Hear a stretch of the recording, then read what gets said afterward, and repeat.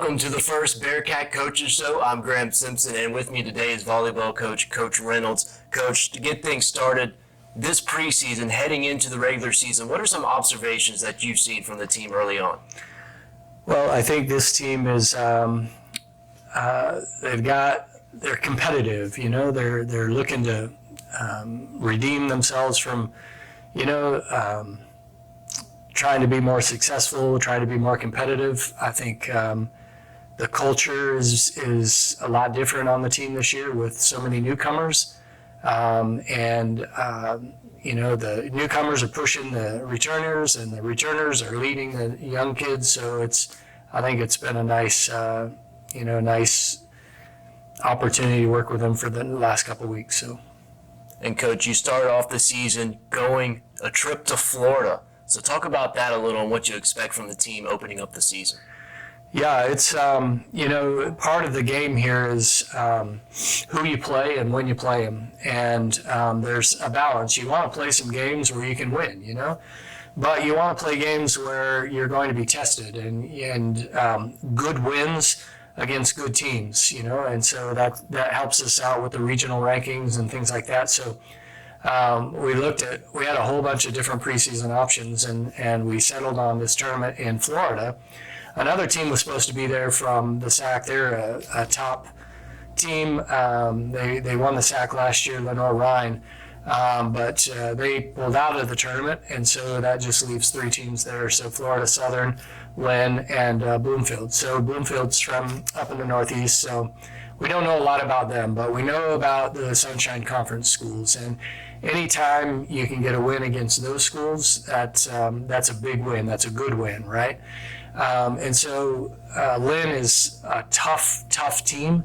I think they've got 9 graduate students playing for them this year. They hit the portal hard. Of course, with a lot of students entering the portal because of the COVID year and all that kind of stuff. So they've got, I think, 9 graduate students and 3 or 4 seniors coming back. So they've got a lot of veteran experience, and they're big, and then Florida Southern, they've got a lot of returners, 13, I think. So they're going to be tough as well. So if we can go down there and pick up a win there or 2, that would be a really, really nice weekend for us. But we're going to go down there and, test our mettle and see how we're doing. So. And speaking of good teams, and in the Peach Belt, you faced up against Flagler in a heartbreaking loss in the semifinals last season. Yeah. From that team last year and the returners that are coming back, what do you think there's some valuable experience that was learned in last year's loss? Well, so as you know, Flagler was picked to win the conference this year in the preseason coaches poll, and deservedly. They're a good team. They've got a lot of good players coming back, and I think they were a little disappointed in their postseason run after, they finished runner-up in the conference tournament and then went to the NCAA regionals and didn't fare so well. But they are obviously going to be the team to beat, right? And so the thing there is we took them to 5 at their place, and we took them to 5 sets at the region or the conference tournament. We didn't do so well against them here. And we're hoping to change that. We get them here twice. So this year we play each team 3 times, twice at one venue and then once at another. So we get to start with them on September 9th and 10th at our place. And we want to set the tone. So I think that game will be fresh on their mind, the game that you referred to, the semifinals, be fresh on our team's mind and the returners. I feel like when I talked about they have a little bit of, they want to make up for some ground that they, I feel like that was one match that we probably should have, I thought we had a really nice chance of winning. So we know that we can. We know that we can play with them. We've made some improvements, and I'm sure they have as well. But it'll be good. They've got a new coach, and I don't know what system he runs. I have no idea. So after this weekend, we'll grab some film and start getting ready to play Flagler. But I think we'll have some confidence going into that match. And Coach, speaking of returners, you have a big star, Christina Ohio, named preseason All-Conference. What do you expect from her and some of the other returners this season? Christina is a leader on our team now. She's not a team captain this year or anything like that, and I think she's okay with that. She's good about just leading by example, and I've been impressed with her pulling some of the young outside. So one of the areas where we struggled last year was all we had was Christina. We didn't have anybody coming around on when Christina would go back row. We didn't have consistent scoring ability. We had people that could score, but we didn't have that go-to player that was like Christina that could score. And so we've, through the recruiting process, addressed that. So Christina has been good about working with those three young freshmen and kind of showing them the ropes and helping them out there. So not only will she be effective for us, in our offense and scoring, we're doing a couple different things offensively that kind of, I think, feature or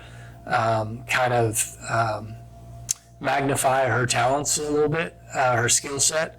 And so we'll speed some things up for her. She jumps extremely well. She's not super tall, but, you'd like to have those big 6'1", 6'2" outside hitters, but, at 5'8", she gets the job done. So we're really looking for good things for her this year. You briefly spoke on the freshman core that you have. What do you expect, or what do you think the fans could look for here at Finest Horn when the newcomers come? Well, they'll be on the court. That's one of the things as we looked and kind of not necessarily rebuilding, but kind of fortifying our roster. We wanted players that could come in right away. And so that was part of the recruiting pitch that we had this year is, look, we're looking for kids that can come in and play today. And I think we've addressed that. We've got Katie Miller, who's a player that I've been recruiting for but at least 3 when I was coaching out in Utah. And she's from not Southeast Idaho, but Eastern Idaho. Comes from a program that has not lost very many matches in the time that she was there. In fact, last year I think they went 39-0 or something, and the year before that they lost 1 or 2 matches. They've won 3 straight state championships. She was voted one of the top players in the state of Utah. She had D1 scholarship offers, and she elected to come out here, and we're really, really grateful. She's going to make an impact. I would be surprised if she didn't make a run for or was not seriously considered for Freshman of the Year. Now, I know we got a long way to go, but her talent level is there, and she's a big 6'1" hitter. She'll do great things. Hallie Michael from Lexington, South Carolina, she's just an extremely good athlete. She hits the ball well. She's going to do well for us. Kamaria Curry from Anderson. I think she kind of flew under Anderson, their radar, and we were able to pick her up. This kid can sky. She can jump like crazy. And so she'll be able to help us out a little bit. But I think those 3, and then we have Amani Stokes, a big 6'2" middle from Indianapolis. I think she's going to do good things for us in the future as well. So, Coach, thank you for the time. That's all we have today on the Bearcat Coaches Show. Thank you, Coach Reynolds. Good luck and have a great season. Go Bearcats. Thank you. Welcome to the Bearcat Coaches Show. I'm Graham Simpson here with women's soccer coach Chris Ayre. Chris, the regular season fastly approaching. You start off this week, but in the preseason, what are your observations from the team you've seen thus far? Yeah, it's been a great preseason. Girls are working really, really hard. The returners came back fit, and the incoming players came in fit. So it's just been a really good 2 weeks. You start off the season this Thursday against North Greenville. You started off last year against the same team in a 2-2 draw. Yeah. This time, starting the season, what are you looking to see against the Crusaders? Yeah, they're a great team. They're more mature this year. They've got another year of experience under their belt. High intense team. They play very fast, and it's going to be something that we're going to have to be ready for. But excited and really enjoy this group of girls that we're working with. Last year, you had a statement win against the Flagler Saints, ultimately losing to them in the semifinal and double overtime in the conference tournament. What do you think that the returners can gain from those experiences against a really, really good team coming into this season? Yeah, I think it was a great opportunity for us to display what we're capable of. We were very, very young last year, had a lot of freshmen that played a lot of minutes, and so gained some really valuable experience for us to to grow and to continue to get better every day. Speaking of those returners that you have coming back, speak on those and how they have helped you this season, preseason wise, being more of a leader in the locker room.